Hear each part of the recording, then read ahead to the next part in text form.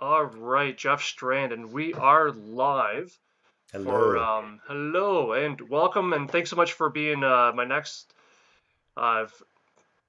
person, your guest here on Victim on my podcast, Dark Bites podcast. As always, I am your host, Rick Hipson. But most importantly, I am here with none other than Jeff Strand. Now, Jeff, this is usually the time where I do a big, wonderful introduction. But I find that you've been in this business so darn long, you've had so many accolades behind your name that I'm kind of afraid that if I try to do a full-fledged proper intro for you, that's going to be the entire take up the entire episode here. Yeah, we don't want So that. yeah, I mean you've done all kinds of stuff. I mean you're on what your 52nd book, I think. You're a best-selling author. I know you're multi MC, uh, Bram Stoker MC extraordinaire. You're, Bram Stoker nominated author. Uh, what else should I say about you, Jeff? How do you usually introduce yourself to folks other than "Hi, I'm I think Jeff that pretty Strand"? much covers it. I change it based on what the venue is. So, if I'm at a school, I'm young adult author Jeff Strand. If I'm at Killer Con, I'm, extreme splatterpunk author Jeff Strand. I think what you said covers it pretty well. We're good. Perfect. And of course, you've also run. Speaking of Splatterpunk, I know you've got some gross out contest winners up there as well. Now, I've Uh, only ever come in second. I've always done oh, well. I've always placed second or third, but I've never actually won the grand prize, to my great shame. great shame. But you know what, though? I mean, going back to those reality karaoke shows of American Idol, Canadian Idol as well. It's usually the runner-ups who end up, doing the best for their career. Usually the That's right. winners, they win the big thing, it goes to their head, and they fizzle out. You just a year from then, you just never hear from them anymore. That's right. Except So I that think, Cullen Bunn, who's usually the one who beat me, is doing extremely well. So oh, that always the theory doesn't exception. completely hold up. But I'm sure other people who have beat me have crashed and burned and are living lives of misery. Absolutely. And how many people as well can say they're also the proud recipients of uh, you know, a big, powerful Raph James White punch to the arm, survived to tell the tale. I'm pretty sure I could still hear the echo of your scream, and Yeah, here that you are wasn't the standing. best idea I've ever had. That was at KillerCon, and it was a trivia contest. And if you don't Yeah. know who Wrath James White is, he's a very, very large, very strong, very muscular man. And if you got the trivia question wrong, you got punched in the arm. And I knew that it was going to be questions about the Splatterpunk nominees that year, so I studied. But when you're actually up on the stage with everyone staring at you, your mind is completely blank. And so I missed embarrassingly easy questions about my friends. And it's like, well, this will entertain the crowd. I got the first punch, like that actually hurt. Like he's not, I'm sure he was pulling his punches. He could have broken my arm in half, but he's not taking it easy on me. And then with the second wrong question, he hit me again. It's like, my fingers are tingling. I need to make this stop. So the third question I got wrong is like, I'm taking my punch, but then I'm sitting down because this feels like a permanent nerve damage kind of thing with my skinny little arms. So, but I Yeah. did take three punches from Wrath like a man. So, I I'm very impressed. My respect for you just grew immensely because I saw a video of that, and I saw the one punch. I didn't realize that he gave you three yeah, punches. I three.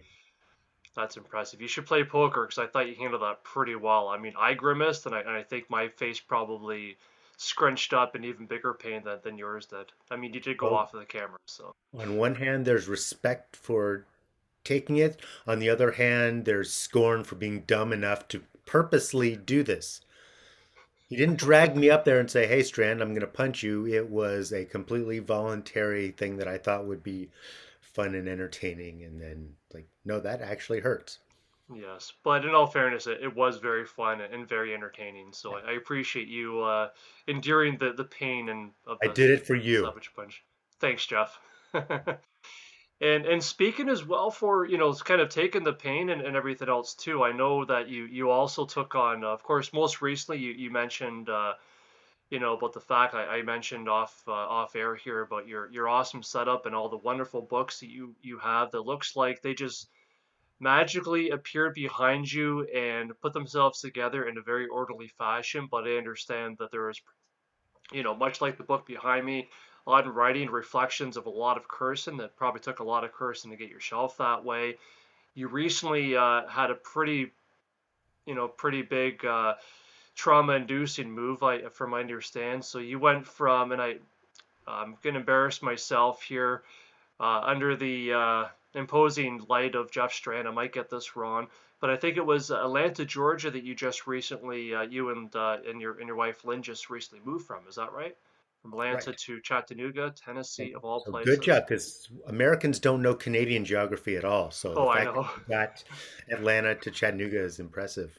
Thank you very much. A lot of times they'll say, if I travel and I meet Americans, they'll be like, "Hey, where are you from?" And it's like, and of course nobody's ever heard of Kitchener, Ontario, so I'll say Toronto, Ontario, because everybody's heard of the CN Tower and Niagara Falls, and they'll be, "Oh, that's right up there by Vancouver, right?" And I'm like, "Yeah, on the other side of the country. Sure, that's pretty close." So, and I And did do a you little all bit of know they're research as well. Canadians, I assume.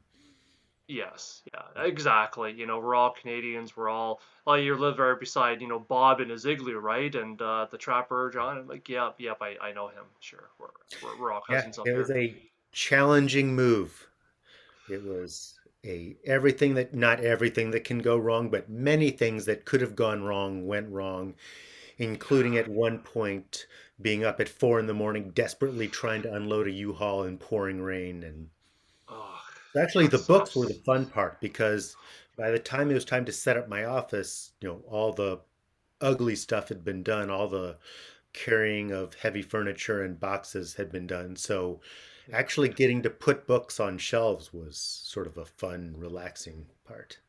right. Yeah, and I imagine it was probably a little bit like Christmas at that point, where you're able to open up all the books and see them all shiny new again and organize them that you wanted to. And Yeah, it's like, oh, I completely forgot this book existed.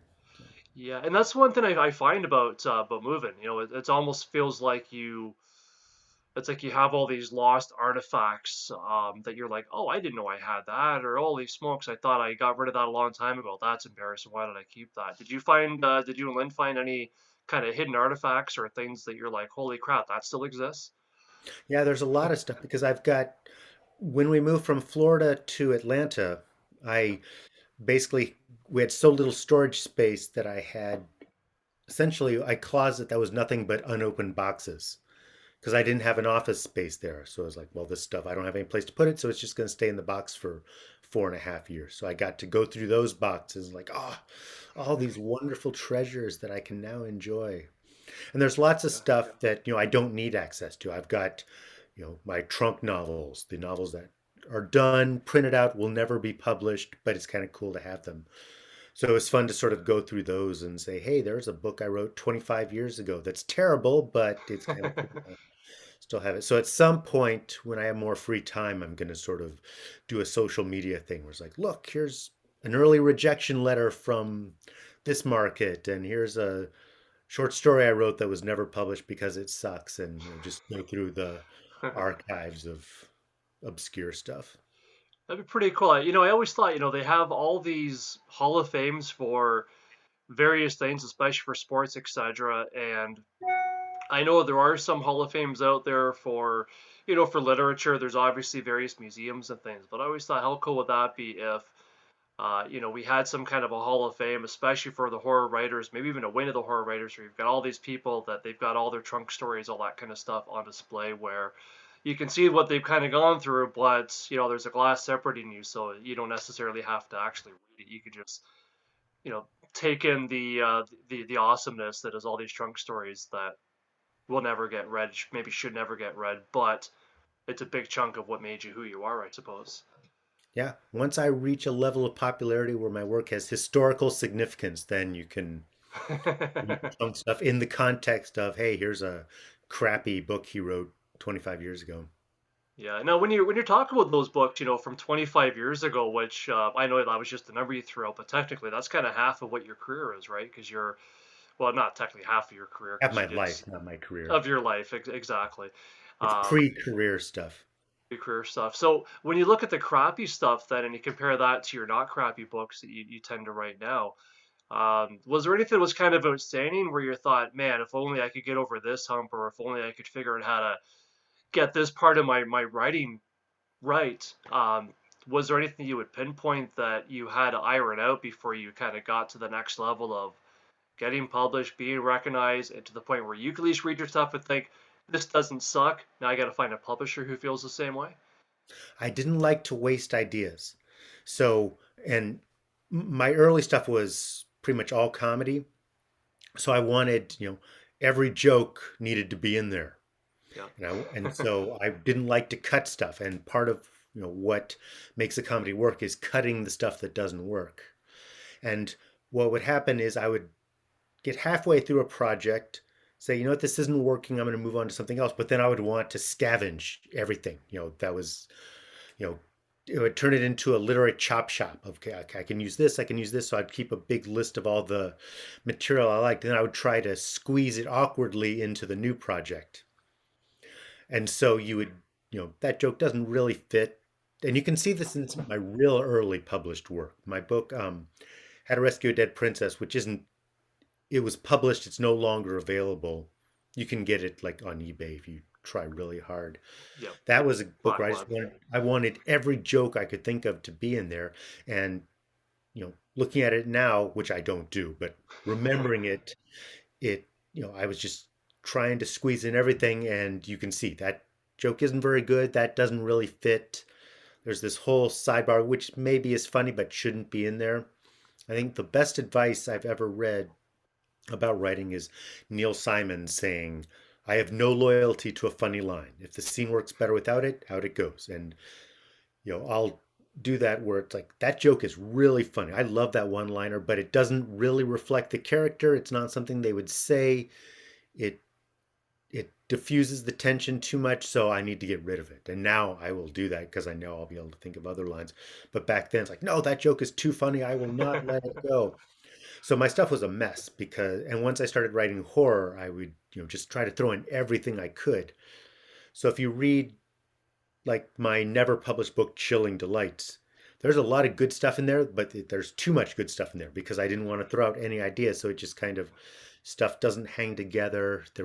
I wasn't sifting through and finding the stuff that is appropriate. It was just like everything. And then the book ended up kind of being a mess. So if you read it, you're Yeah. not like, oh, this is just crap from beginning to end. It's like, this is a mess. There's good stuff in there, but he needed to learn to focus, and I eventually did. Gotcha, gotcha. And I know, and that was a very interesting thing as well, is reading. I don't know if you can see it over my shoulder, which one. Um, your on writing book as well, is that it definitely did seem like in the beginning you were pretty much just throwing everything at the wall, kind of seeing what stuck as far as your career, as far as your writing goes. And then it was very interesting because there definitely seemed to be a sort of a definitive progression where you were very focused, not just on what you're writing, but um, what you're writing for your own career, your goals, and things like that, which I thought was really cool. And I mean, right up to most recently, it seemed to me that when you moved to Atlanta, it was almost like, and I'm sure this is probably inaccurate, but the impression that I got, because I'm always thinking of conspiracies and the dark things that might be going on behind the scenes, is it almost seemed like you had a very definitive mission almost for Atlanta, where you thought, okay, I'm gonna be here, I'm gonna write that 50 book that I have, I'm gonna turn 50. I'm on a mission to get to that creme de the creme of my career, my life, and then see you later, land. I'm peacing out, and I'm on to bigger and better things here. What happened? What kind of transpired for you moving from Atlanta to Tennessee? I mean, I imagine it probably wasn't for the weather necessarily, or No, it wasn't really a career type thing. It was never, I'm going to be here yeah, just. It was really, we moved to Atlanta, and then pretty much after a year, we are like, okay, we at least need to leave this house because we moved to Metro Atlanta where we were paying for the location and we realized we weren't really getting that much out of it. So it was like yeah, location, location, location, right. expensive rent. And it was like, it was convenient, but it was like, we're not, let's move out. But then it was like, we just moved. I can't do this again because it's interfering Moving with my life. Let's sucks. give it another year. And then we found a place, and then the landlord backed out at the very last minute. Ah, Like, you know what, we're stuck here another year. And then COVID hits. Like, I'm not moving in the middle of a right. pandemic. It's like, okay, we're stuck here another freaking year.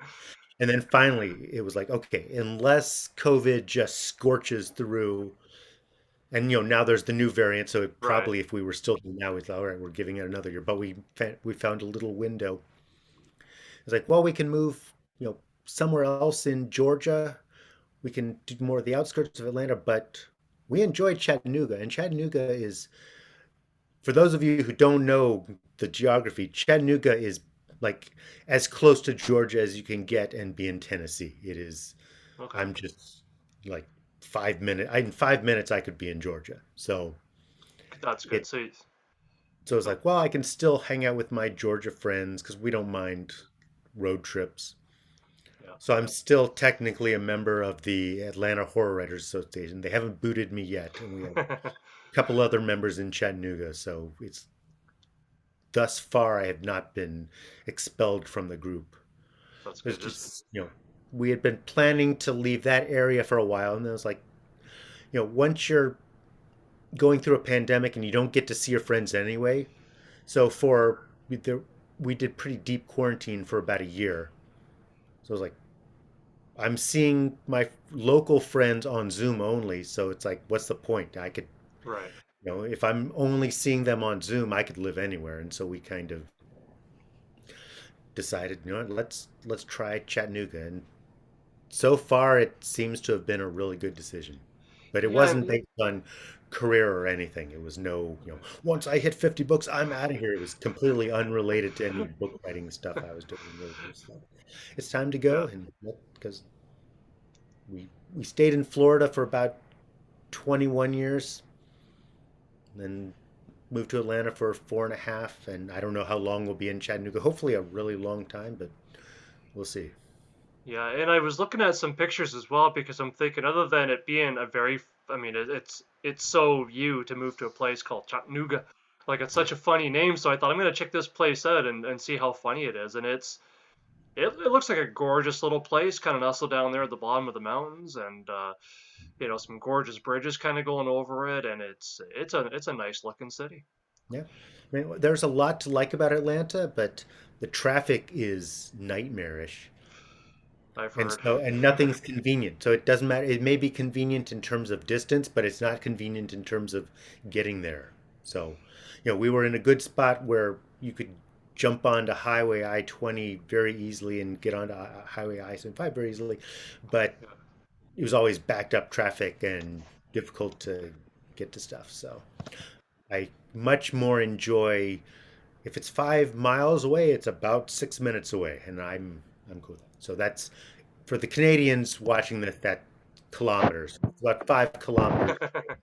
I don't know Yeah. exactly what the conversion rate, maybe 4 minutes away. I don't know. But Yeah, I'm not sure either. I want to say like 1.7, 1.8 or something like that. we should stop the interview and figure this out because there are going to be Absolutely. Let angry me get people back to you on watching. that. I know, but they're gonna think, we're just we're not claiming to be mathematicians here. This is why we like words so much. It doesn't need to add up to make sense. And I know too,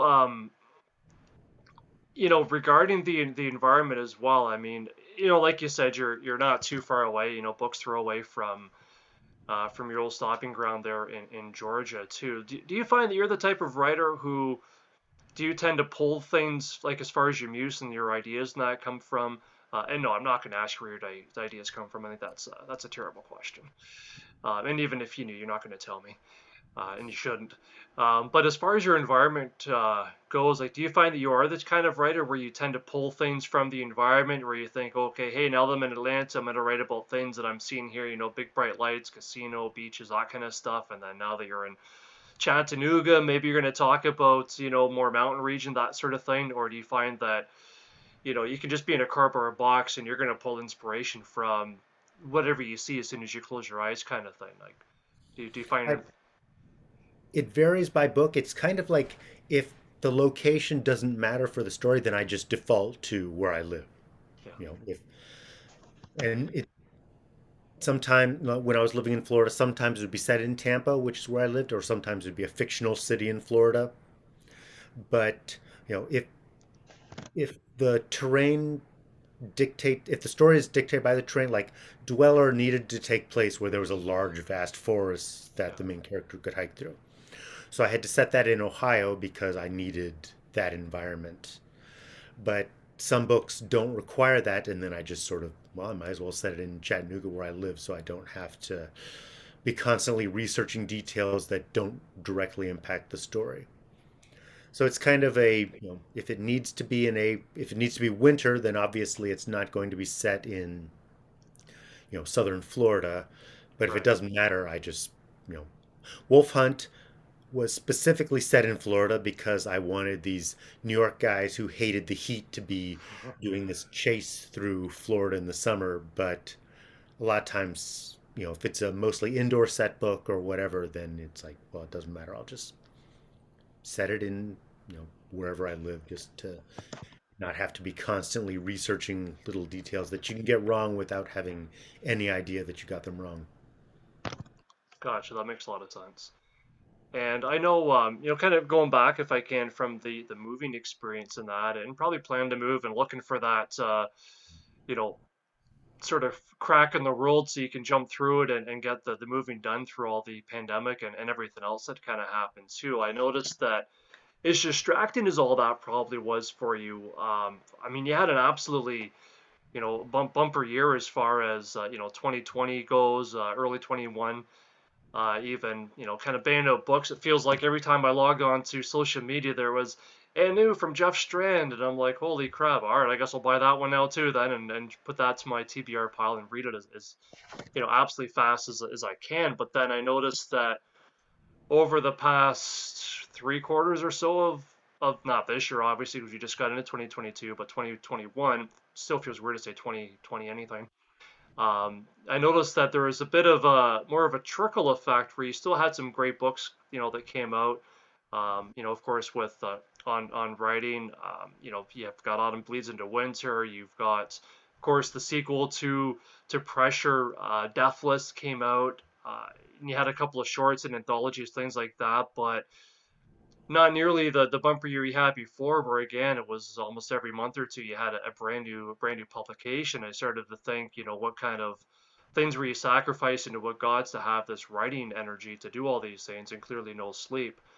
Um, what's up with that? I mean, I like, is it matter of father time kind of nipping away at your ankles? Should I be worried that you had sort of a Manhattan project going on that distracted you from the It's very production? easy to answer that. It is behind the scenes stuff that I'm not allowed to announce yet. And Okay. people say, man, you used to be so prolific. What happens? Because I'm working on stuff that I can't tell you about yet. So at some point soon, not on this podcast, but Yeah, once I'm given the go ahead, it's like this is what I've been doing, and people go, "Oh, that's so cool." But now I just look like a slacker because and I'm teasing it all the time. Every issue of my newsletter is like, "Yes, I'm still working on the secret projects," but yeah, there is stuff going on that takes everything to the next level. But a lot of my work is self-published, and with self-published, I can talk about it all I want. right. I can, there's no one telling me, "Hey, you must not you've signed an NDA. You may not discuss this stuff." Yeah, So it's like I'm allowed to talk about what I'm working on. I'm allowed to talk about what's coming up. And so it's like, my gosh, he's just a machine. And then when it's suddenly not in my control, and it's like, look, I swear I'm working on stuff. As soon as we're done with this, I'm going to get back to work, but I won't be allowed to say what it is. So gotcha. and I keep thinking, I keep saying, pretty soon I get to announce this, and then it never quite hits the point where I'm allowed to do it. And I'll keep saying, so what's the level of secrecy? The level of secrecy is high. Don't say a word. So, but yes, at some point I will be able to pull back the curtain like, oh, he's not a lazy piece of crap. He's just working on stuff that he's not allowed to talk about right now. Perfect. So obviously you get the intrigue with that, then you're probably get everybody, maybe like me too, feeling ashamed that we ever thought you were a slacker. And we thought, oh, Oh yeah, you'll be filled with shame and despair. Like, how could we have doubted him? I'm a monster. Yeah, and I hear that buying more of your books is a great cure for that shame. Yeah. Oh yeah, a lot of people are going to be like, I'm so ashamed of what I did that I just need to go back and buy the whole back catalog and apologize profusely in writing and not an Absolutely. email, a written, handwritten letter saying, Yeah. I'm sorry, I thought you were lazy. And then put that at the end of a review and post that on Amazon. Right. Perfect. Now, are you able to hint at all? I mean, is this kind of book related stuff or sort I, of movie related stuff? it's movie related stuff. Okay. And it Oh, also involves lots of massive rewrites because stuff will change. And then it's not like, oh, what you've done sucks. It's like, hey, this situation has changed and now you have to do a completely different version. So there's a lot of stuff that will never, no one will ever see that I've, done one version of and then situation changed and I did a completely different version. So there's lots okay. of work that's being done that no one will ever actually get to enjoy. But yes, it's movie related stuff. So Okay, cool. Yeah, and I like that too because I know, of course, you've had some success with some movie related stuff already. I know you've written some scripts. I think I'm trying to remember if you once told me that you often do write scripts for a lot of your stories, just in the case that, or the chance you might ever have to go back to them again if you do get some interest in that area, that you're not a complete newbie, that you've got something ready to go that, of course, no, might be it was pretty publishable. But much, I started out as a screenwriter and never okay, sold anything, never had anything option, but I did about a dozen scripts before I started really focusing on fiction writing. I was okay, doing both, but there was a point where I just went all in on fiction writing. So the yeah, scripts that have happened since then have been, where someone said, hey, are the rights to this book available? Would you be interested in writing the script for it? And then, nothing worked out. I had Pressure, my book optioned, where I did like five completely different drafts of a screenplay for that, but yeah. nothing happened with it. And then one of the projects I'm allowed to talk about, I did screenplays. One of the reasons for the long gap in books is that I did screenplays for The Greatest Zombie Movie Ever and Yeah. Cutter. And those were done for a company called Binge Brothers Productions up in Canada. Okay. And, you know, thus there, so my part is done for now. I've turned in those scripts. Good. Those I'm allowed to talk about. Now that's like their problem, what happens with them. So that's like two major projects that I wrote and completed that don't actually translate into published books and make me look like a lazy slacker. Right. There's other stuff that I'm not allowed to talk about. Those two I am. So, you may see a movie based on Cutter, you may see a movie based on the greatest zombie movie ever, but or you also may not. One of the Gotcha. things is if I write a book, if I like, if I say yes, this book is up to my standards, the book's going to come out. Whereas with the screenplay, either you need to get funding. There's all kinds of stuff that goes Right. on where it could all completely fall apart. So it's a lot of work that may amount to nothing, but it may also amount to vast riches and great fame. So it's like it's worth doing just in case. So Right. And it's another feather in your cap as well, another way to express your work, and I think that's a good thing. Another way to get paid too, even if it doesn't come to anything, which you hope it does, but right, and but I don't just say let's write a screenplay based on this book. It's always with some yeah. sort of interest. And I did an original screenplay. A filmmaker in Austin reached out and said, "Would Hmm. I would love to have you write something original, feature-length screenplay." So I did one called Bloodsucker Town. Okay. So at some point you may be watching a movie called Bloodsucker Town, and at some point you may not. But it's a fun vampire horror comedy script, and something may happen, something may not. Very So cool. And how long do they have to do something with it before before the rights for that, I guess they, go back to you and that, like, is it generally about a year or two? it varies by the contract. It kind of varies on whether or not you were paid for it. So, like Greatest Zombie Movie Ever and Cutter, I will get back. I don't remember exactly what it is, but I'll get those back pretty soon. Okay. Bloodsucker Town, I was paid for, not a ton, but I was paid for it. So that I think there's a longer stretch. And the Okay. one that I'm working on now is Union Writers Guild of America rates. Hmm. And so that one I won't get back anytime soon because I'm being properly compensated for it. So it's kind of like they will own it for a pretty long stretch of time because it's Okay. paid work. So whether the movie comes out or not, I was properly, I was well compensated. So Good, good. I'm happy to hear that. And if but a it's lot of going stuff is through, on spec. A lot of it is just, you know what, it may not amount to anything, but if it does, it's good. This one is actually a paid writing assignment, even though it's based on one of my books. It's sort of like work for hire based on a book that I have already written. So okay. And it's a considering sweet who's deal. on, yeah, yeah, no, absolutely. And I think that'd be really cool to see some of your wacky characters on the screen. It's gonna be pretty awesome. Does that mean that they probably end up getting, if it does come to fruition, they'd get SOG actors involved with that as well then? Yeah, So that would be it's through the a union? full union big studio motion picture. So Okay.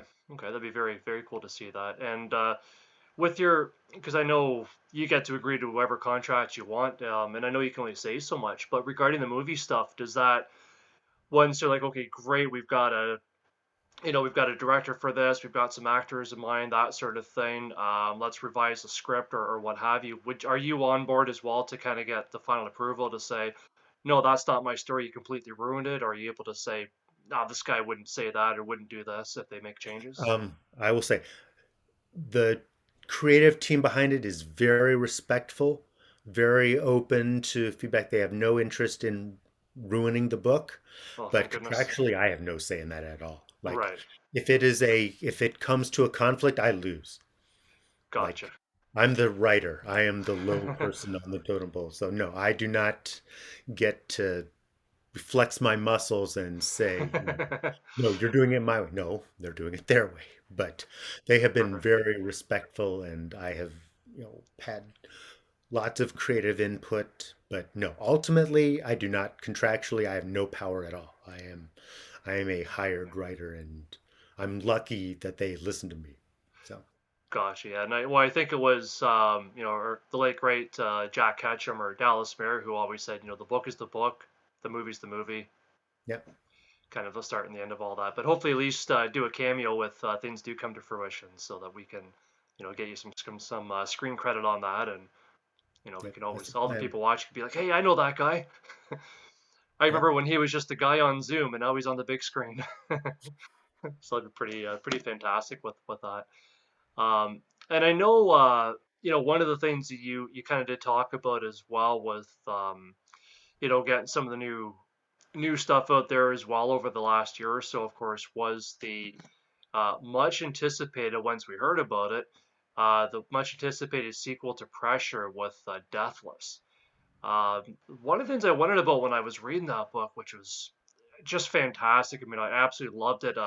You definitely upped the ante from Pressure. I didn't think that was possible, but I mean, this poor guy, holy crap! I thought he went through the ringer the first time around. I mean, this guy, I think he should either be locked up in a cage so that his angst doesn't get out, or I don't know, become a counselor himself because if somebody's got some grief or trauma that they need to work out, the chances are this guy's probably experienced it all himself. Was it always in the cards to do a sequel to Pressure? Was that kind of a reader demand, much like Brian Keene's the City of the Dead to follow up the Rise? And was this kind of that sort of scenario where people are like, what the hell? You got to give us more, Jeff. It was an idea I had quite a really long time ago, and it wasn't really based on needing the story to continue because Pressure has a pretty solid ending. Yeah. So it's not something where it's like, oh, I left a cliffhanger and now you need to find out what happens. The book stands on its own, but it was also one of my most popular books, and so I had thought of two different ways I could go with it. One way was to just a completely different story with the same main character, or I could bring back Darren. And at this point, if you haven't read Pressure, it's too late. He's alive at the end. He's in prison. You know, Yeah. Alex wins. Darren is in prison, but that's where the book ends. So he's still alive, but he's in theory not a problem anymore. Gotcha. Yeah. And And so I was like, oh, I could just leave Darren in prison. And I'd written an opening where it opens with he's committed suicide in prison. So he's gone. And it's a brand new story with Alex. And then I thought, well, I could also do one where Darren breaks out of prison and then you just continue the story from there. And I had written a prologue and like a couple pages of the book. And I actually read it at the World Horror Convention. Like, here's the book I'm working on, Yeah. Pressure 2. And I read the prologue and it ended up not going that route at all. And then I just kind of abandoned it. I didn't think about it for a long time. And then it just, it was one of those, maybe someday I'll write a sequel to Pressure, maybe I won't. But then I hit a point where I was like, as much time has passed between Pressure coming out as takes place in the book, because the book takes place over a long stretch of time. It's like Yeah. 15 to 20 years. So I thought, well, if I did a sequel, I could, you know, start 15 years ago and then sort of catch up to modern times. So I thought, maybe this is the time to do it.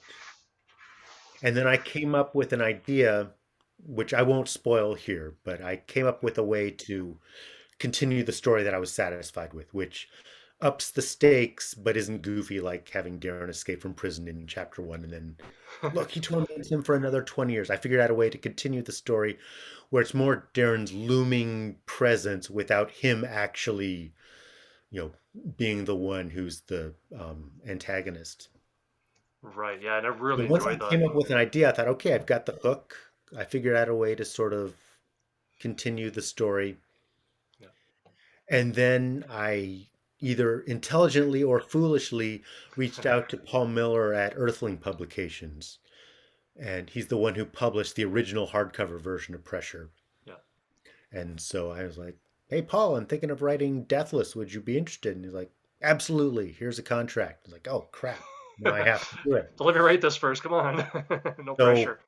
so the, option to write the book was taken out of my hands. And then suddenly you know, I had to write the book. Yeah. So I wrote the book and I was like, I'm pretty happy with this. And then I sent Yeah. it to test readers who are like, I think this is even better than Pressure. It's like, oh, thank God. Because what you don't want to do is a sequel.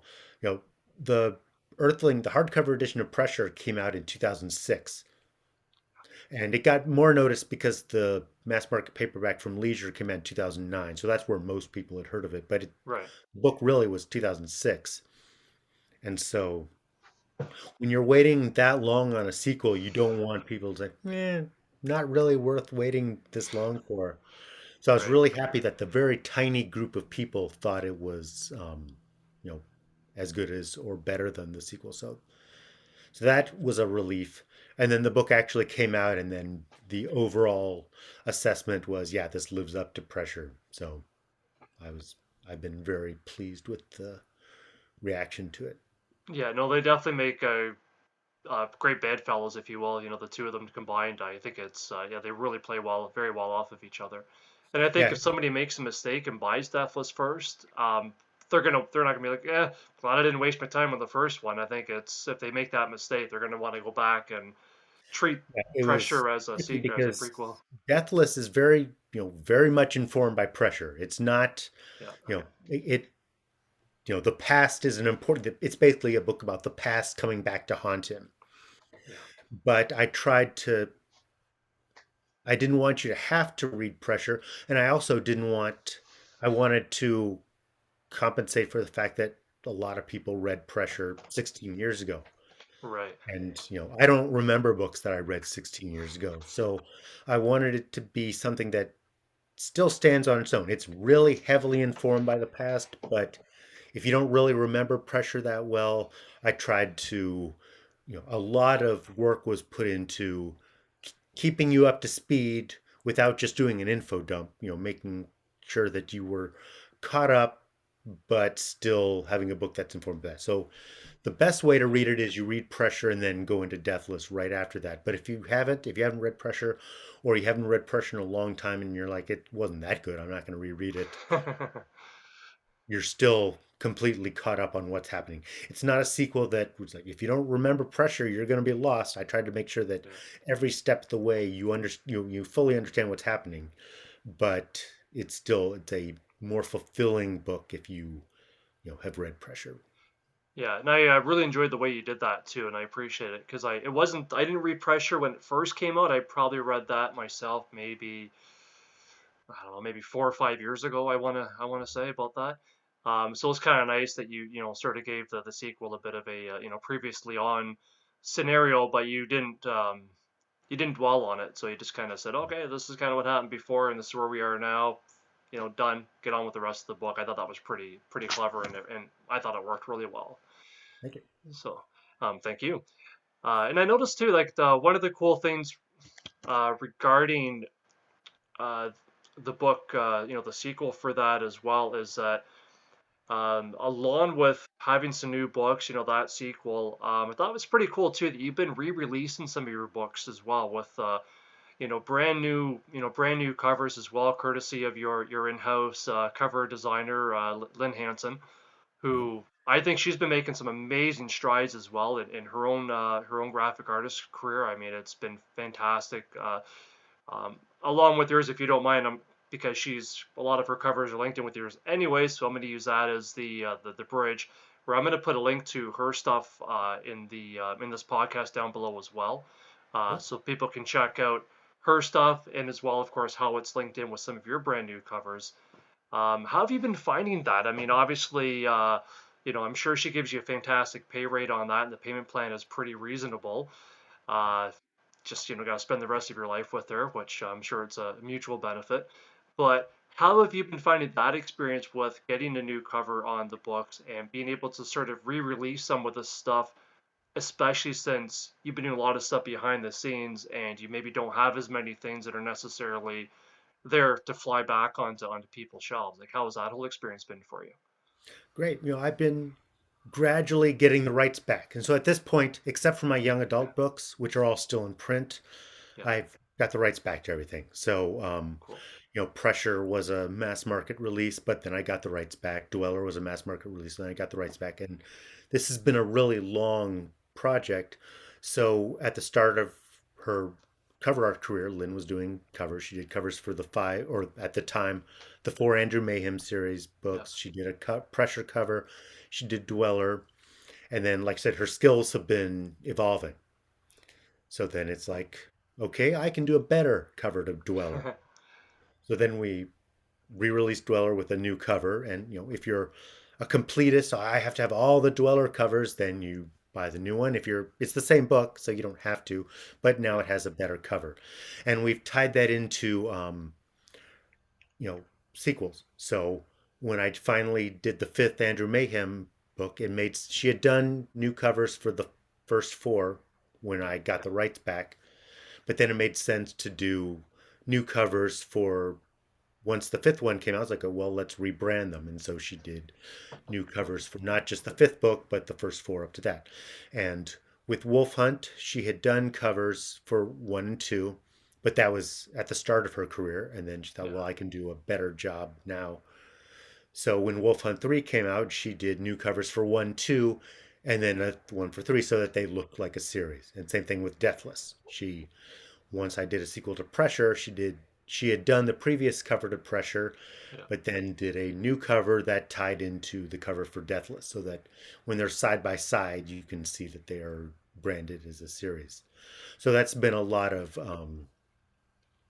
what she's done is, she does cut the new covers as the new books come out, but then for the older ones where she's already done the covers, it's like, well, it's time for a new one. Let's spruce it up. And it's not, you know, let's double dip because now it's Yeah. I don't rewrite the books, so you don't have, it's not like the author's preferred edition of Dweller with Yeah. six new chapters, and if you don't read it, you haven't really read Dweller. It's the same book. It's got a new cover, and if that means that someone buying it now gets a better cover than people who bought it 10 years ago because she's a better cover artist now. So, Yeah. and there's some like there's stuff that is still on the docket to get done. We're going to do a new version of Sinister Mister Corpse, which is one of the first covers she did for me. Very cool. And so there's just every once in a while when she has free time, which never happens anymore, but That's a at good thing some as a freelancer. yeah, lest you want Someday too much she'll free say, time. well, I guess it's time to do a new cover for the Sinister Mister Corpse, but that has to come behind her current paying work. So Abs- maybe we'll see. Absolutely.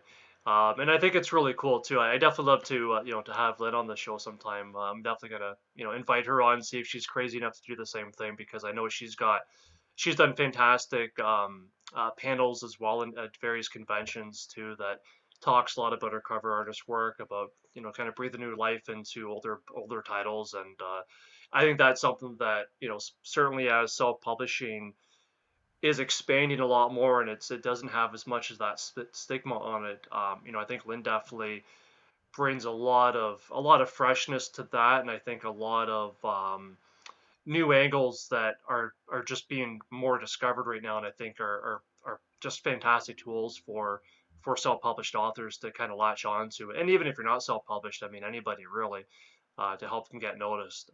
Because whether we like it or not, people do judge books by the covers.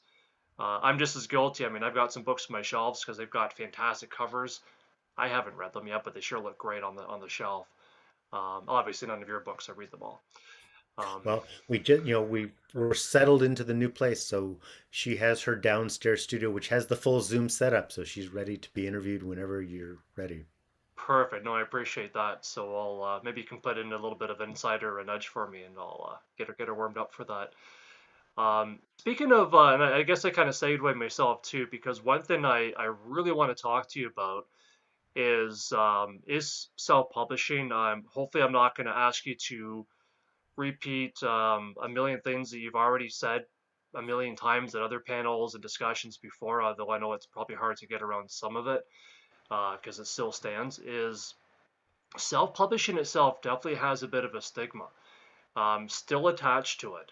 I know one thing that I was really surprised at, if I can share a bit of a quick story for me to see what your thoughts are. As you know, I finally, as even though I've been reviewing books and movies and things for quite a long time, about 15, 17 something years, uh, I finally decided to go on the other side of the fence and do a self-published book myself, a collection of all of my books. And rather than so people don't think that I'm just giving a shameless plug, one of the amazing things that you did when I joined you for one of your book launches is you totally put me on the spot and put the spotlight on me and asked me to talk about that, which I thought is amazing.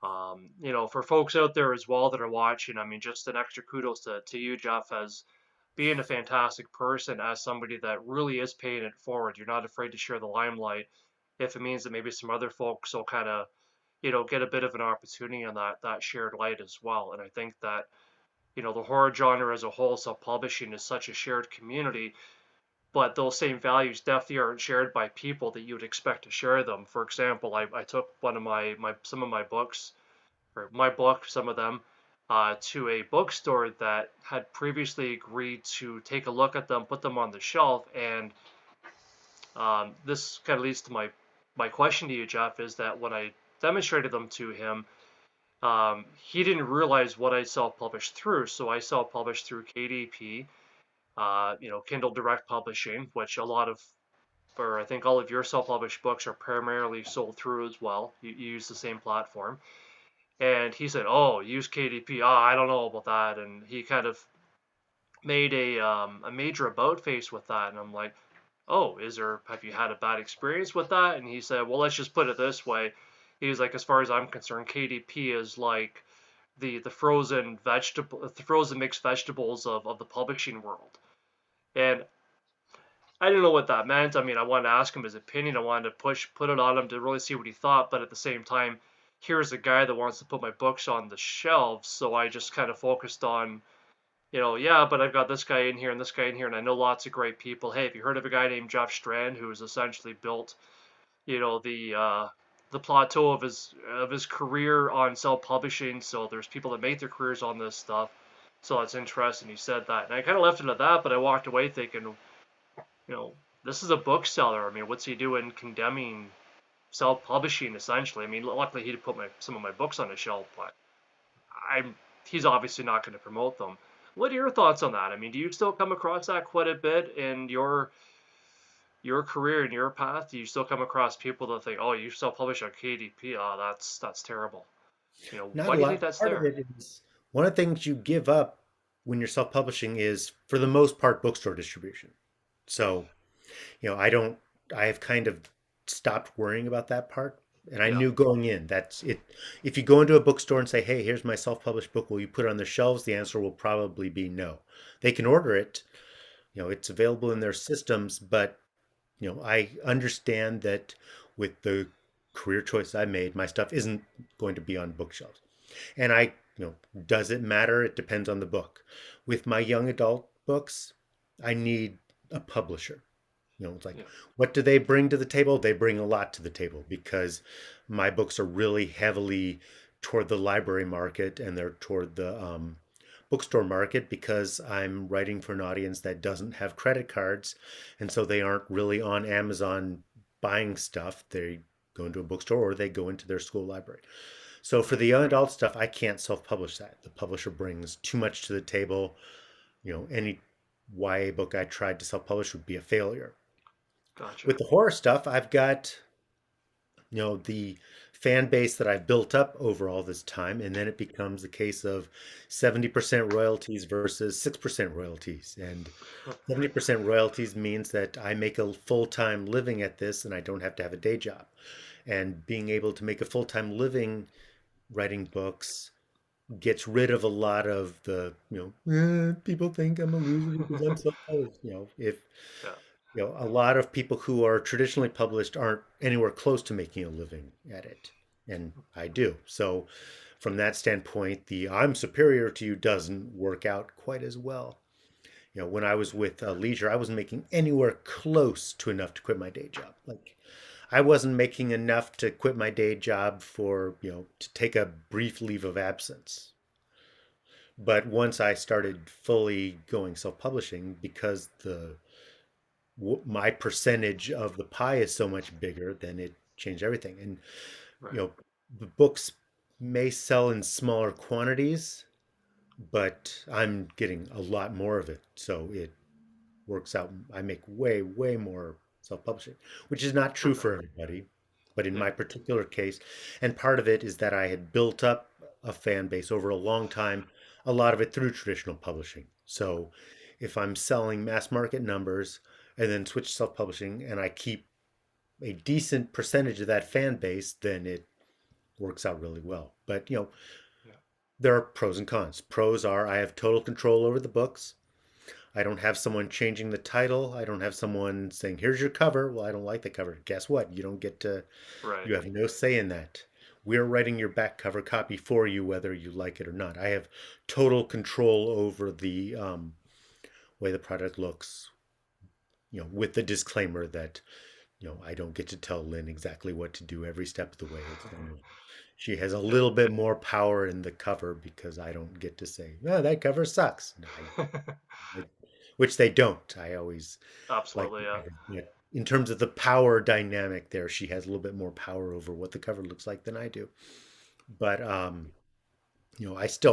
control the final product and I can change the final product whenever I want. So if I get the email, dear Mr. Strand, I enjoyed your book, but you should know that on page 37 there's a typo. Thanks for letting me know. I can change that. You can't change that with the traditionally published book, but I can fix anything. If I get a review, I can upload the new, if it's a like, hey, that review will sell copies, I can change that to the Amazon listing immediately. And I can, if I decide I want to put it on sale, I can put it on sale anytime I want. If I want to, I have total control over the final product, which is really nice. so basically you're a control freak. To some degree, yeah, I've become a control freak. Good, And good, so a lot of that stuff is really nice. There are, downsides to it. There is, you know, the marketing budget is way, way less when I am paying for it myself. right, Although a lot of times traditional publishers, they aren't doing any marketing anyway. So you're not giving up that much. It's the books they market tend to be the ones they don't need to market. So it's like, hey, everybody, it's really important that you know that Stephen King has a new book out. So here's our really expensive marketing campaign, even though you probably are aware that Stephen King has a new book out. Yeah, it seems like it's more about marketing their brand as a publisher than it is about marketing the actual book that they don't need to market, like you mentioned. So, a lot of it is, the ego boost. Look, it is nice to walk into a bookstore and see your book there. But Sure. I've also had that experience where I walk into books and see my books there. So it's not like I've given that up completely. It's a distant memory instead of a current one. And so, yeah, Deathless is not, you're not going to walk into your local Barnes Noble and see Deathless on the shelves, probably, Yeah. but you can get it online. And that's one of the sacrifices I had to make to, you know, keep full control over the book, publish it when I want to Yeah. publish it, and you know, make enough money off of it that I don't have to also work for a corporation during the day. So Right. And sure. it's very socially conscious of you as well, because of course, as we're going through this pandemic, it helps people out so they don't have to go into a crowded bookstore. They can just, in the comfortable confines of their own isolation, they can just give a couple of clicks and wait around for a knock at the door and receive their book through the mailbox, and it's perfect. You're making the world a We'll better place, pretend that, even though I would rather my books be in bookstores, but of we'll course. pretend that it was really for the public health that I embrace self-publishing. It's not for, I don't Absolutely. want to, this should definitely not be Jeff Strand says you should self-publish because it's not the right decision for everybody. Obviously, the big, you know, advantage I have is that my wife does the covers and she does professional level covers, which Yeah. saves me a lot of money. So if you're investing, and she also does the formatting. Okay. I was Well, going to ask you about that. there are the expenses that come with self-publishing a book where, that are deducted from the money you make from it that I Yeah. don't have because I have that stuff covered. So it's pretty much for me pure profit once the book starts selling. And that's not the case for everybody. So if your books aren't selling at the level where you can pay for professional cover and professional formatting and all that stuff, then it becomes, there are more factors to the decision. But Yeah. I'm fortunate in that my books are essentially, aside from the time put into them, they're free to publish. And so I'm making profit from day one. Perfect. And do you think your approach to self-publishing, maybe the way that you promote yourself, the way that you sell your books online as well? I mean, do you think that that would have been much, or even the type of stuff that you focus on writing? Do you think that would have changed much if it had been for your traditional publishing over the years and building up that fan base? I mean, do you think you do things differently if you didn't have that I have background? the luxury of saying, "Hey everyone, here's my new book." And I have the fan base that people say, "Oh, good." And they don't care if it's I, I don't interview every person who has bought one of my books, but I don't have the Yeah. perception that people say, I liked when you were with leisure, at least I knew there was a gatekeeper. I like those books, but I don't trust the books that people publish. I think Yeah. I have made it a point to maintain the quality control. It's not like, yeah, it's self-published, so I don't care. I'll just throw it. As much effort goes into the self-published stuff as went into the traditionally published stuff. So I haven't encountered any kind of, for existing readers, resistance where they're like, well, screw that. Now, granted, Yeah. there could be people who aren't online who bought my books in bookstores and are thinking, "Oh, it's so sad that Jeff gave up in 2010 after Dweller came out. I used to enjoy his stuff, but he just Yeah. doesn't publish anymore." Because I know Brian Keene mentioned that he was surprised that that had happened because once his stuff stopped being mass market published, he thought that all his readers were following him along. But then once he had a St. Martin's Press book and went on bookstore tours again, he was surprised that a lot of people were like, "Wow, where have you been, man?" He's like, "Nowhere. I've been publishing." But he was surprised to discover that a lot of people were just That is waiting a for the new, surprise. they were going to the horror section and it's like, where's the new Brian Keene book? So he was surprised to discover that he did have a fan base that's only bookstore oriented who thought that he had just retired. So I Yeah. probably have that too, where there are people like, boy, he burned brightly and then he just quit. It's kind of sad. So Back to the Foundry. Yeah, it's weird like that, because I guess you would just think by default, well, if you don't see an author that you love and you really enjoy reading, you're waiting for the next book, and it's been a while. I guess not everybody's going to go to the computer and say type in where's this author now kind of thing. Yeah, but some people don't. So Yeah, just whatever's in front of them, I guess, is what they're consuming. So, and I know kind of regarding that as well. Like I'm a little bit embarrassed actually, Jeff, because I've I've got a couple of your physical books behind me.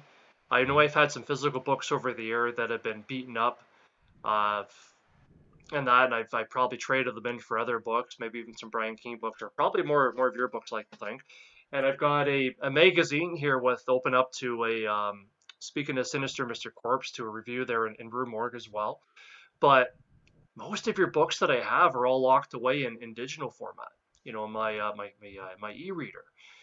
And I've been finding that more and more books of mine, of course, I'm finding I am reading them more digitally as well. Do you find that as a trend that a lot of folks are more consuming? Like, do you find that there's, um, I guess, sort of an off balance as far as your sales with physical books versus the digital stuff these days? my sales are much, much more heavily weighted toward the digital editions, and that's fine with me. I've got my Kindle right here. I am all in on ebooks. So, and I Yeah, started out in ebooks back in 2000 when everyone hated ebooks. yeah. When they came on diskettes, I'm going to do a visual aid because I know where my stuff is. Okay. Here is the first edition of Grave Robbers Wanted, No Experience Necessary, on a little That's diskette. great. So, that's how they came, and people hated it. And the only people who bought ebooks were other ebook authors. Yeah, And they had the Rocket Reader, which was expensive and cumbersome and not that great. And really it was the Kindle that changed everything. Suddenly people were like, hey, this is inexpensive and it's kind of a comfortable reading experience. And yeah, so Kindle is really where ebooks took off. But for the first, several years of my career, people hated ebooks.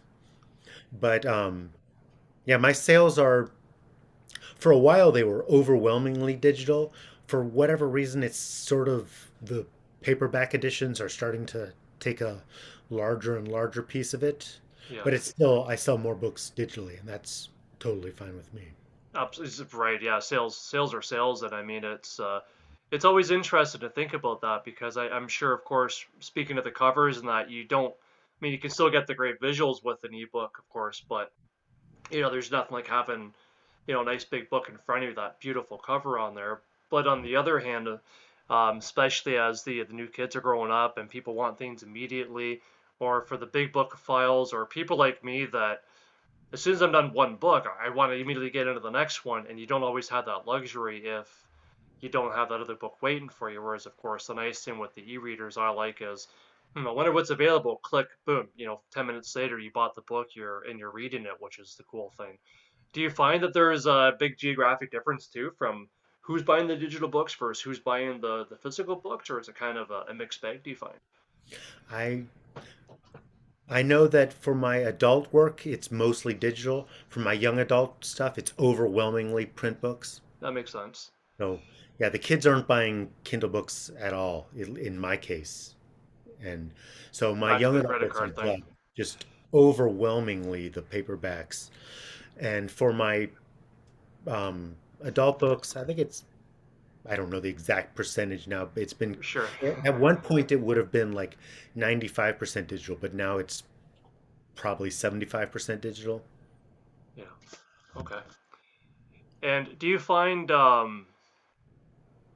I just completely brain farted on what I was going to ask you about that, but one thing that I know I do want to ask you too is you're always giving great advice to up and coming authors. As I mentioned, you're not shy at all with sharing some of your spotlight if somebody's a part of your panel, but you see an opportunity to help them out, you do that, which is one of the beautiful things about our horror genre in general. But certainly a few standouts I know that do that certainly does include yourself, which is fantastic. It's And I pretty know common in the it's horror genre. People aren't trying, we're, I think because our work is a lot of times, downplayed in its importance, kind of, yeah, you know, we're a team, let's stick together. So yeah, you're not going to find a whole lot of people who will be, you know, Yeah, well, what he's saying about his book is interesting, but my book is way better. Let me take the spotlight. It's a pretty Yeah, generous crowd. So yeah, there's a lot of, you know, people helping each other in this particular genre. yeah, no, absolutely. And regarding that, I mean, what are some of the things? And I'm sure, and I apologize if this is redundant for you to answer, but what do you find are some of the biggest mistakes that you do see, say, with self-published authors? You know, that kind of make it or break it, or makes a difference between them giving up early and going back to whatever they were doing before, or pushing on and saying, okay, let me try this again. Let's do more of this. What do you find the Not biggest? delivering a professional looking product. And, you know, part of the reason self-publishing was had a lot of stigma against it was because the stuff wasn't as good. So it's Yeah, like if I say that looks self-published, that's because the cover's bad or the formatting is bad or the back cover copy is has a typo in it or whatever. So you know it's a self-published book has to be just as it has to look professional. And people are like, oh well, there are typos in mass market books too. Well, there are, but you have to hold yourself to a very high standard, and the product has can't look self-published. And if it does, people, it could be a brilliant book, but if it has a bad computer-generated looking cover, people assume the book itself is bad. So you have to focus on that kind of stuff, and you have to maintain quality control because if people read your book and it's not good, they're not going to buy another one. right. And it's very hard to make a full-time writing career with one book that sells. So I Exactly. have to treat every book as if that's going to be the book where people say, "Oh, his heart's not in it anymore. I guess I can stop reading Jeff Strand books."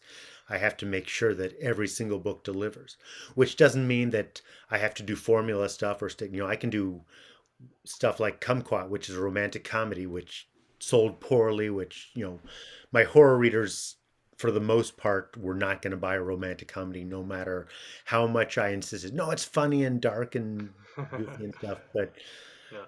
I can do stuff like that, and I can do really weird books like Fangboy. Not everyone likes Fangboy because it is so strange and it's just a demented fairy tale, and it's not meant for everyone to like. But you're not going to read Fangboy and say, "Oh, he just doesn't care anymore." I think you just say, "Well, that one wasn't for me." But as far as quality control, I need to maintain bring my A game every single time so that people don't say, well, I got burned on that one, so I'm not going to buy more because there's a lot of other books people could be reading. So I need to make sure that they have a good experience every time. Perfect. And I appreciate that too, and I know all your fans do. And for the record too, I want to say that reading your books, your self-published books, even as opposed to certainly, I guess, leisure would be the best. Polar opposite example of that where you mentioned the typos. I find that your self-published books are extremely clean. Um, I mean, a whole book, there might be one thing that's not even a typo. Maybe you missed a the or an a. Occasionally, and I'm just making that up because I can't actually remember an instance, but I'm sure it's got to be in there because nobody's perfect. But there was never an instance where I'm like, oh man, not another type or not another formatting error. Whereas leisure, I can definitely think of a lot of instances with typos and missing words and funky stuff like that. So um, you definitely take the self-publishing to a new level. So I think anybody that's looking to get into self-publishing should probably pick up some of your books, even as an example of what's possible as far as getting that clean copy. And I'm not just saying that to kiss your ass because you're in front of me here, but that's truly what my takeaway has been. Well, I've got, So I'm pretty good at self editing and I take it seriously. And I've got a good team of beta readers who also take it seriously. So it's not, yeah, it's not me because I'm pretty good with typos, but I'll miss continuity errors and that kind of stuff. And I have a crack team of beta readers who stomp out those last mistakes. So, perfect. And I hear that's definitely integral as well to success of any author, whether you're self-published or not, is to have that great team of beta readers that aren't just your mom and your favorite uncle or something like right. that. So they're people that are going to call you out and hold you accountable to stuff that's not up to par or that could be better or that just doesn't make any sense for one reason or another. Yeah.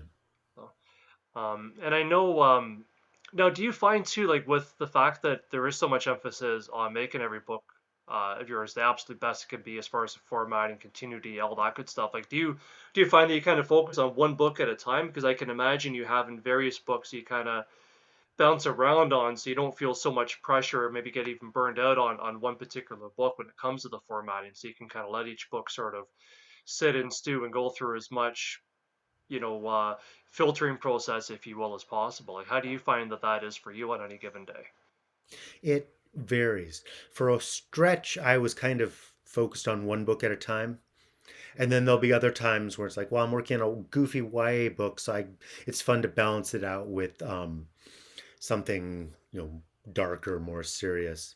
So ideally, I like to work on multiple projects at once, but I did sort of, at least, during my mega prolific period in 2020, I was kind of focusing on one book at a time. So gotcha. Allison took all my attention. Then once Allison was done, it's like, all right, on to the odds, and that took all my attention. And then, all right, on to the next two. Cemetery closing, everything must go, and that took all my attention. So I was kind of fully focused on one book at a time, but now I'm getting more into the working on multiple stuff at the same time.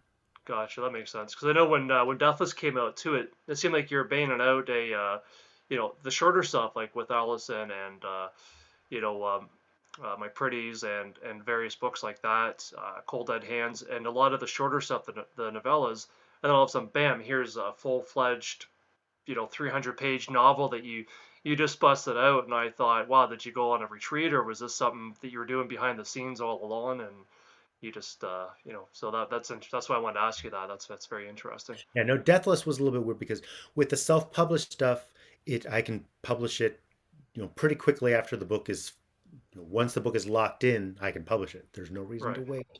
Whereas Deathless was traditionally published first because it went through Earthling.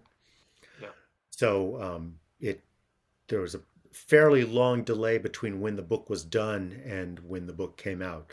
So it to some degree it looks like I'm more prolific than I am because it's like, wait, another book just came out. Well, no, because that book was done a while ago. That used to happen a lot when I was um, doing more of a mix between traditionally published and self-published. So I would have a traditionally published YA book come out like 2 weeks after a self-published book came out. Like Yeah. people would be, my God, you wrote that book in 2 weeks. No, I didn't write the book in 2 weeks. That book was done a year ago, and it just came out 2 weeks within the last one. So Gotcha. Thus is the magic of your promotional strategy. yeah, Perfect. I really appreciate the time here, Jeff. I was just looking at the yeah, clock and I realized I think I mentioned to you about an hour, and we've kind of kicked that hour's ass here a little bit. Are you okay for time for a couple more quick questions? sure. Oh, I appreciate that. So I guess to wrap it up with a couple of quick questions, and of course, I always want to ask, what is it you're working on right now? Besides the stuff that you can't talk about? Besides the secret stuff, I'm Yes. working on a book called Creep Out, which I have been working on for a very long time. It's kind of like it was a major project and then kind of keeps getting pushed to the back burner. And people are like, when's Creep Out coming? Because I have the cover and I've been announcing it, but Yeah. you know, that should be out very soon. But it's one of those that keeps getting pushed to the back burner. So that's a evil ventriloquist dummy book. So I think Right. people Okay. I remember the covers of that now. I couldn't remember will by title there for a enjoy second. that. So that's one that I'm working on. I'm working on one called the Viper Pact, Hmm. and so that's sort of a more of a thriller type thing, and then a lot of Okay. the behind the scenes type stuff. So Very cool. Now, are these going to be novellas, or are they no, full full length novels, novels? full Okay. novels. Very cool. So you're getting back to the old original Jeff Strand then Yep. with the full stuff. Very cool. And I guess the nice thing too I mean, I imagine with the fuller novels, I'm not sure if it's takes more of a marketing push, but I'm sure it's benefit to you now that well, as things were opening up anyways, hopefully where there's a lot of conventions, things like that you probably have booked and that you're hoping to get to in uh, the coming year here and that. So is there a good way, or what is the best way for folks to be able to to stalk you either virtually or in person as well as possible throughout the year? Well, in person is pretty much unknown at this point. I've got Uh, stuff that I really hope happens. There's Scares the Care Author Con. yeah, There's StokerCon, Nikon, KillerCon, the other Scares the Care, the one that's not AuthorCon. So, Yeah. in a normal year, there are multiple opportunities, but they've been kind of scarce lately. But the easiest thing to do is go to www.jeffstrand.com, and if Link you at the bottom. click on the appearances, it shows where I'm going to be. But there's also a link on the homepage to my newsletter, which goes out every 2 weeks. And actually, the only reason the newsletter hasn't gone out today is because I'm doing this interview. So once I'm done with this, I will send out the new issue. And so it's every 2 weeks, and that Okay.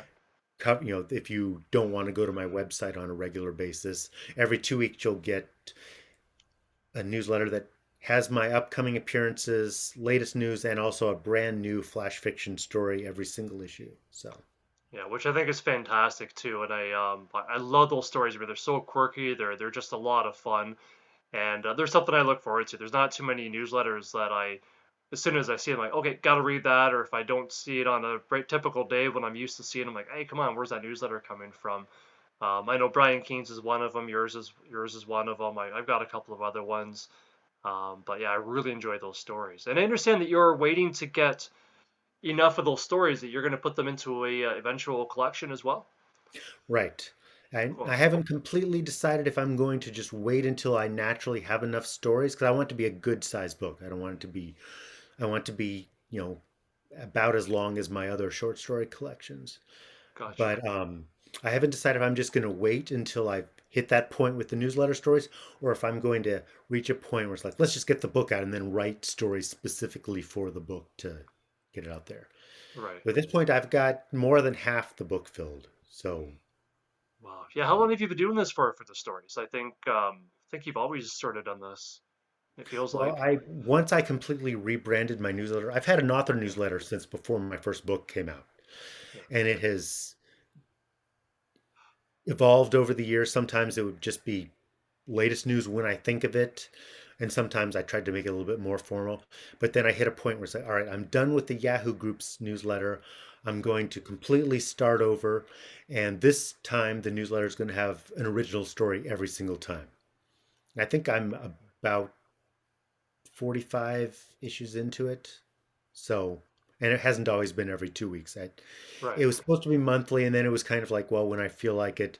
And then I sort of did a survey saying, is every 2 weeks too much? And some people are like, yeah, I don't want it every 2 weeks. But a lot of people, no, that'd be great. So I went with the people who were like, yeah, that'd be great. So, Yeah. and I've stuck to it pretty well for like the past 3 weeks, but for the past 3 issues. But there have been times where I just don't get it out on time. But I'm trying to write the stories ahead of time because that's generally the holdup.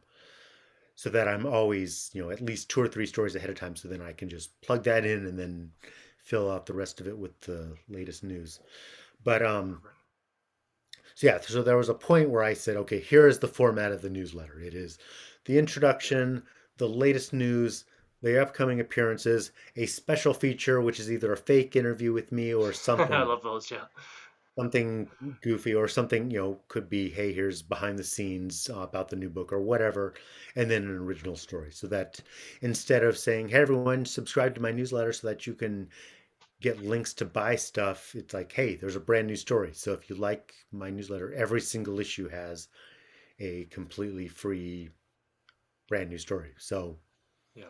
and I've been doing that, I think, for 2 or 3 years. So, Perfect. Yeah, and they're really enjoyable too. And that's something I always really enjoy. And the nice thing too is if you've only got a little bit of time, you can skip right down to the stuff and read the you can story, and then skip as a all bonus, the see what you're selling. And self promotion and just get down and read the story. exactly. Although your Abner interviewer guy, I always read those ones too because it's just hilarious. And I can almost picture you too, sort of doing the whole, face painted different colors and turning your head as you're interviewing yourself and going for it. So it's so you. Yeah. For people who don't subscribe, there's Abner Gleeker, who's a fake Gleeker, interviewer, yeah. which is where I'm writing the interviews myself, but he's really antagonistic and disinterested and unprepared. And Oh, he's a total jerk. Yeah, he's a yeah, total anti Strand. So it's almost like you're I don't know, you're inner antagonist. So yeah, no, it works really really well. I can't believe nobody else has come up with that idea. It's kind of brilliant. So it works.